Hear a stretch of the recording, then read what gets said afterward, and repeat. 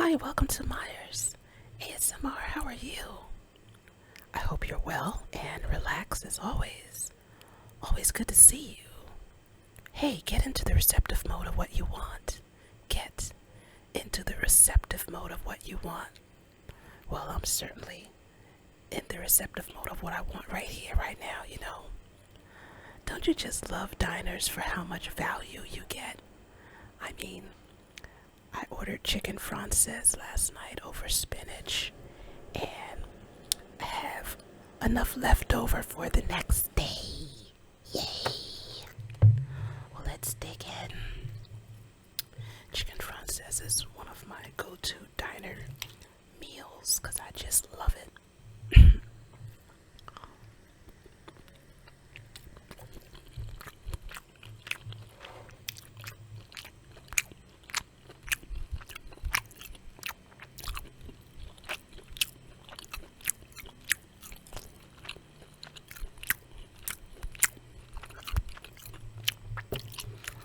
I would have liked it better if they had used fresh spinach. This one looks like frozen.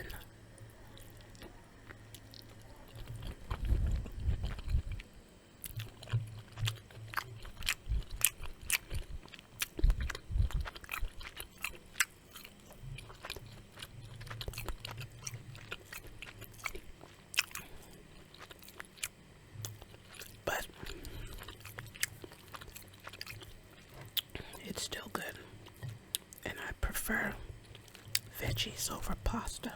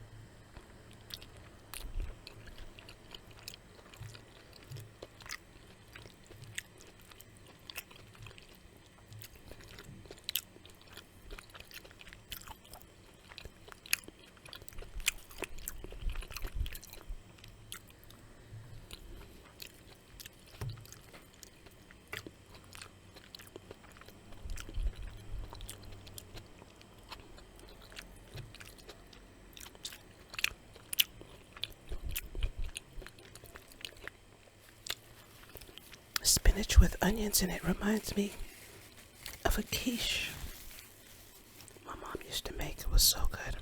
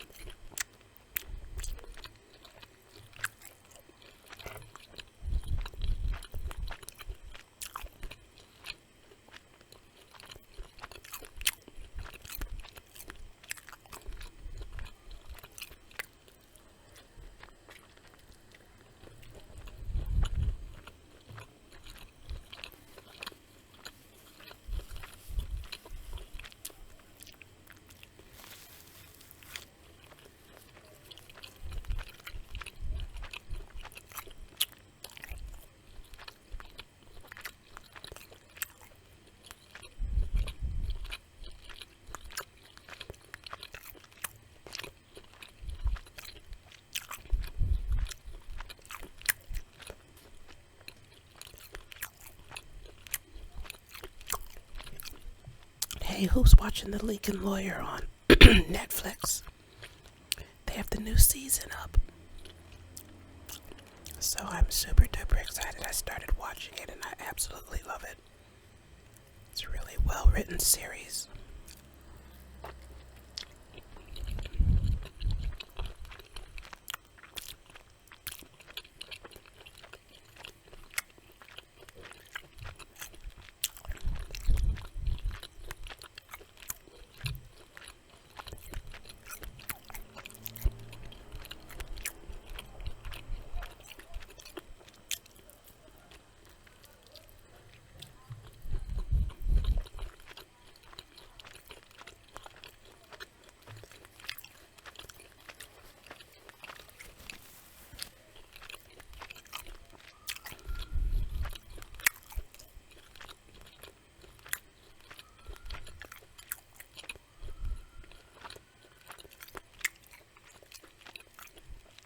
You like this nail color? It's an old Essie bottle when Essie was still good. I'm surprised it lasted this long. It's probably about a year old. It's called Eternal Optimist.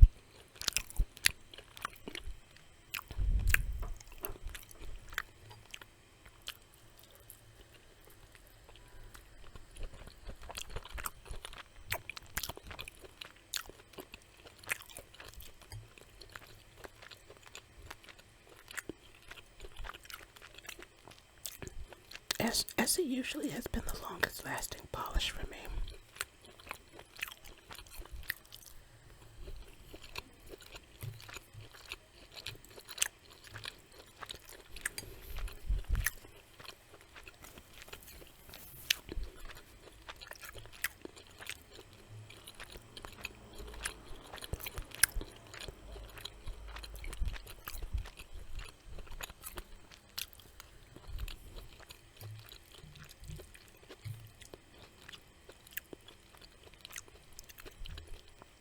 I wish they had not used frozen. The texture is so mushy.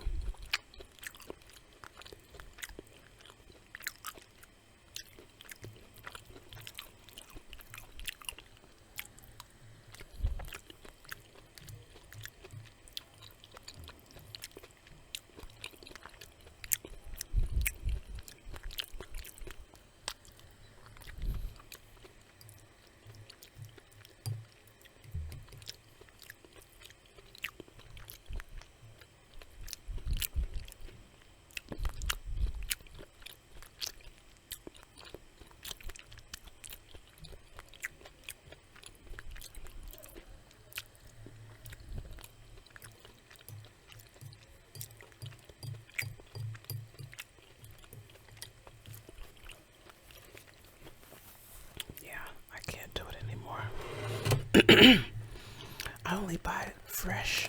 When I do buy frozen, when I do buy greens and salad greens and whatnot, so I can spot frozen right off the bat.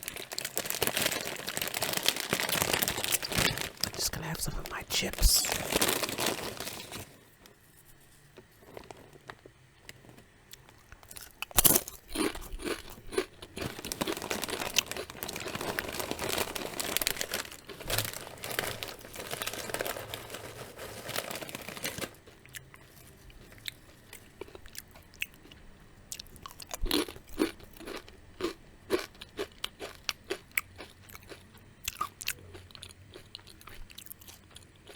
Don't you just love corn chips?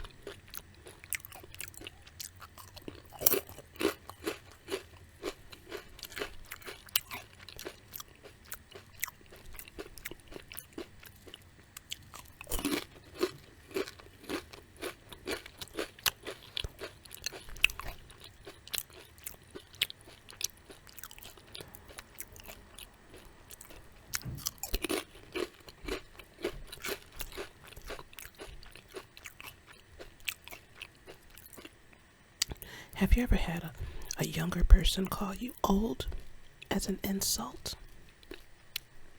That's not an insult.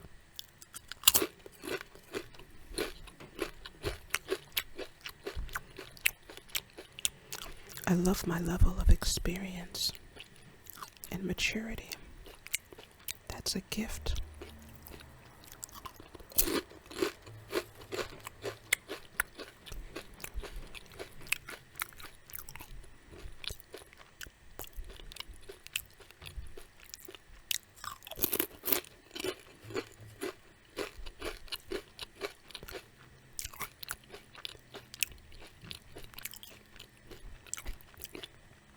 We don't expect young people to understand the freedom and the self-knowledge that comes with age.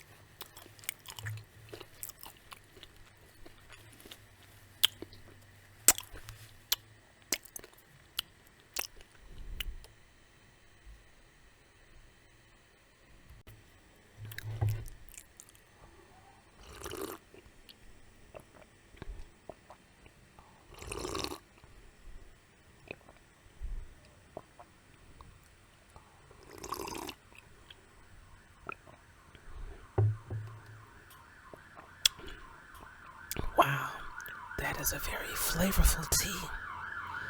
I forgot what it's called. I think it's Harvest Spice from Trader Joe's. And the ginger is strong.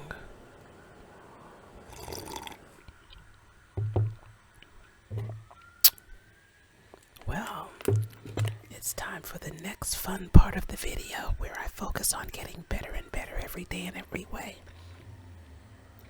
Don't you just love that? How to develop a winning personality. Let's see where we left off. Man, those corn chips are so good. I want some more. But I'm gonna wait. So, this chapter is called Developing Your Personality, and this section is called Rejected. Blame Yourself.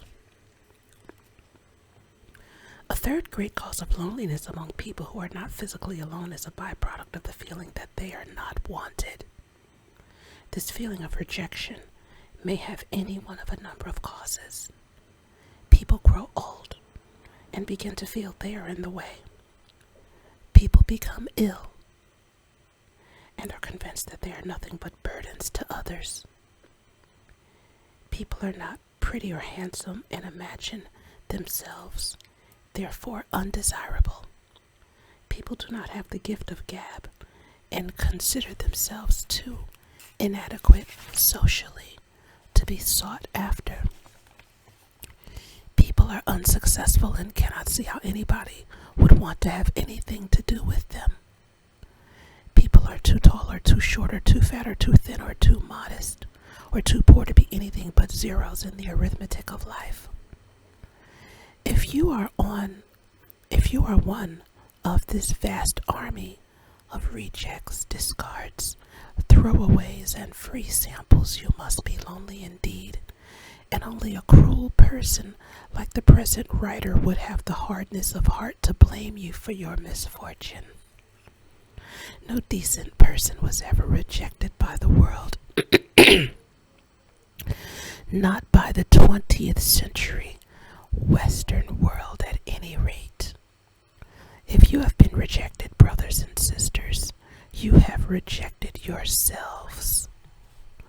Now please don't get me wrong. This is no inspirational attempt to disguise the facts of life. It is quite true that in our present stage of economic development, which lags about 100 years behind the times in its psychological and humanitarian aspects, men and women who still have many years of productive capacity are deprived of opportunities to work in endeavors for which they are fully qualified. It is quite understandable that this refusal to take what they have to offer should come as a shock, requiring complete reorientation. It is also true that people who fall ill must add to the burdens of those about them, and that physically and socially handicapped people suffer a certain advantage in the game of love, or social exchange, or even friendship. If it were within our province, this volume, to attempt a correction of economic attitudes or social concepts, we might go at this point into the causes and cures of whatever it is that ails our world. You will remember, however, that we have agreed to limit ourselves to the problems of loneliness in the hope that if we are able to solve these, we shall in some substantial measure ease the hurt that the weaknesses of society inflicts upon us.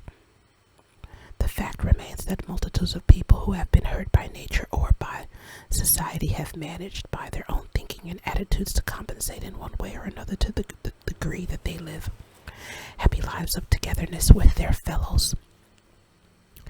If it be possible for one to do this, it is possible for all within the limits of their own capacities. That is to say, it is not inherent in the nature of things that these hurts must result in discard or loneliness. In fiction drawn from life, there is a character that recurs frequently. The aged, bedridden aunt or mother or father, and sometimes even an uncle or a cousin who is the center of group or family life. A person with such strength of character, such interest in the lives of all, such willingness to participate in these lives that all of the young and healthy and successful ones in the group are dependent upon him in some measure. In some cases, from inner causes alone, a person who might have been lonely and convinced that he is an unwanted burden is actually never lonely and demonstrably not unwanted. Nobody who shows strength of character and an interest in the lives of others is ever unwanted. Even people who fail to show this strength or this interest are never unwanted to the degree that they must live a life of loneliness. Nobody, in short, is discarded unless he first discards himself. In the stock market, it happens that certain traders in securities become convinced that the shares of a particular corporation are going to decrease in value. They then sell short the shares of that corporation. That is, they borrow shares from the stockbroker and sell them at current prices in the open market. If their calculations prove to be correct, they subsequently buy an equivalent number of shares at a lower price and return these shares to the broker from whom they borrowed the first shares. Their profit is the amount by which the shares have decreased in value since the day they were sold short. Periodically, there is published a report of the short interest, the number of shares borrowed and sold short in various corporations. Other traders read these reports and are often guided in their transactions by the extent of the short interest. If the short interest in a certain company has increased considerably, they feel that somebody knows something and they too may feel inclined to sell short. In this way, it is possible for a short interest to have a snowballing effect on the decrease in the price of the shares involved, regardless of the intrinsic worth of the shares. The moral is never sell yourself short. Selling yourself short is more damaging to you than selling stocks short is to the stocks. It is as though the president of a corporation himself were to sell short the shares of his own company. Who would know better than he whether short selling were justified? And who would know better than you whether your own value was on the way down? This is a more serious matter than the absence of self-esteem. In this, we pass from a negative approach to your worth to a positive approach to your worthlessness. To put it another way, within the framework of general thesis, you will experience more loneliness as a result of a conviction that you are nothing than out of your lack of conviction that you are something. Are you nothing? Are you not worthy of the companionship of others? Is there any real reason for selling yourself short? In a world of perfect, young, beautiful, healthy, brilliant, successful, and confident people, an occasional oldster, invalid, failure, or milquetoast might be forgiven for having doubts about his place in the world. But look at the world. Add up the older people, the sick people, the unhandsome people, the unsuccessful people, the not so self-assured people, the far from brilliant people, and you will find that what is left is a minority, and not such a large minority at that. Can it be that the great majority consists of people who deserve rejection? Or from another point of view, can it be that the great majority consists of people who go through life rejecting the rest of the majority? Or to place still another face on the matter, can it be that this great majority is dependent for acceptance upon that little band of perfect human beings comprising the small minority? Isn't it obvious that it is silly and unrealistic to allow yourself to drift into the belief that you could be lonely and unwanted for any reason beyond your control? Isn't it mathematically demonstrable that if people were rejected for any of these reasons, most of the people in the world would be rejected people? And isn't it perfectly evident that most of the people in the world are not rejected people? You can take this for indisputable truth.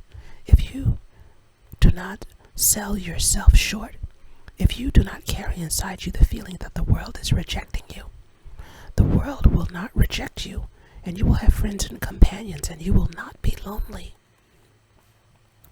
There is no need to point to the tens of thousands of plain girls who marry handsome husbands, the multitudes of old people who are revered, idolized, and sought after by many friends, the countless unsuccessful or moderately successful people who have wonderful loves and friendships through their worst times, the many sick people who give others a sense of purpose and fulfillment because they are willing graciously to accept their help. These are all people who have refused to reject the world for fear the world was rejecting them, and so the world does not reject them. When all the frills and superficialities are subtracted from human relationships, the basic thing that one human being wants from another is devoted companionship. There isn't a person in the world who cannot give this if he wants to. Having said all this, I must confess that it will not be enough for you to make up your mind to give devoted companionship or to believe that the world will not reject you. If you are already lonely because of any of the problems that have led you to feel lonely and rejected, you must start building anew. You can't just walk over to someone and say, "Now, look here.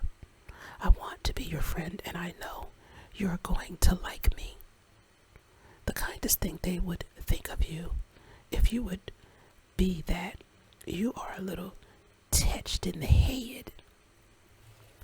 At this juncture of our relationship as reader and writer, we wish merely to establish the fact that none of the misfortunes, weaknesses, or disabilities beyond your control are of themselves sufficient to cause you to be rejected. If you do feel rejected, you have only yourself to blame. Don't you just love this writer? Who is this? His name is Martin Panzer. I've got to look him up.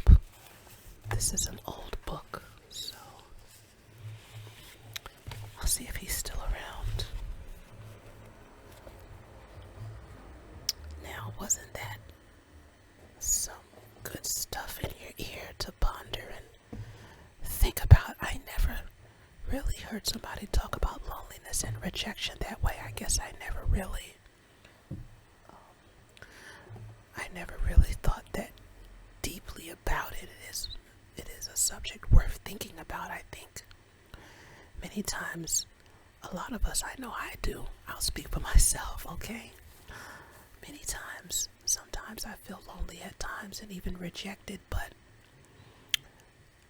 I haven't been able to articulate it quite the way he did. I guess it's such a painful, uncomfortable topic that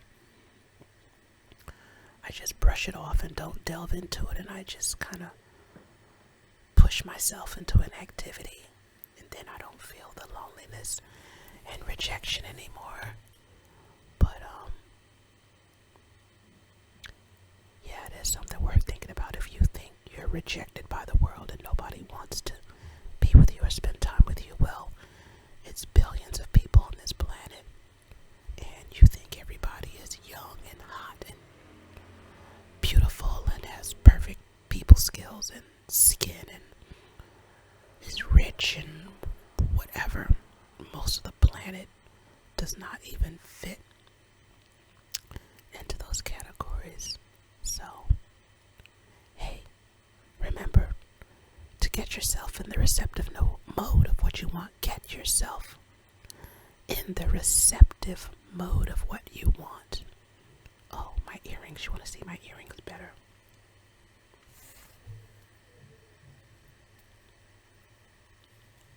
There's some silver things I got from Ross Simon's when I used to order from them a lot. I got a lot of cheapy, fine jewelry. Anyways, I always looked for like the discounted clearance stuff at that time. So, hey, if you like what I'm doing here, like and subscribe, donate to the cause. Catch me in the next video, and may you find lasting happiness.